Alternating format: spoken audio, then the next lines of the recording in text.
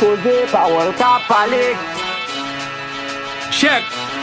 En dan DM c'est là tout le monde ka témoigné. Wap jwen parole c'est là tout secret dévoilé. Wap jwen message DJ, footballeur, quelques granatis. En dan DM c'est Kai Blodé, c'est là toute tactique déployée. Wap fait bandi d'ailleurs mais dans DM moun ou sensible. Wap jwen 2-3 nèg yo bloqué cause yo pas respecté principe. Wap jwen quelques femmes l'autre bord k'ap marché bay Blodé l'espoir. Wap jwen yon nèg captain yo gagné parce qu'elle pape j'aime recevoir.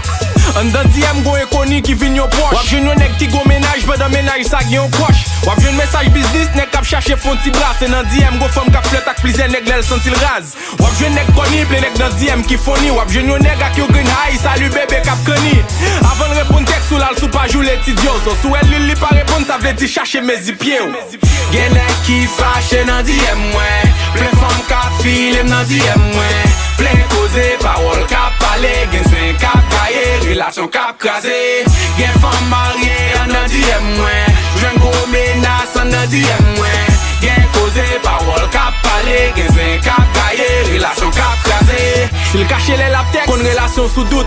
Avant de continuer, m'vle reton réaction nous toutes. Ou pensez ménage ou fidèle? Bon volume, premier principe. Message DM ka kase relation nous toutes.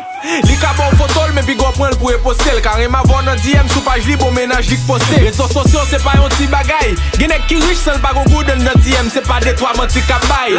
Bon nèg dans gym kap marché bay femme bill sous bill. Bon femme fidèle kap lote garçon pile sous pile. Gen nèg kap écrit femme, mais prêt pour le kembo protocole. Gen vacabon kap offri femme l'argent pour le voyer protocole. Yo DM ka fori, mais en même temps tout le dangereux. Gen femme kap prêt pour l'exposer, le fait propre message ou enterré ou. Sous son figure public, yo screenshot ka détruit image ou. Nan DM wap jwen message zan mou ka file bon ménage ou. Gen nèg qui fâché dans DM mwen. Plein femme k'ap file dans DM mwen. Plein cause, parole k'ap pale. Gen sen k'ap gaye, relation k'ap krasé. Gen femme mariée dans DM mwen. Jwen gros menace dans DM mwen. Gen cause, parole k'ap pale. Gen sen k'ap gaye,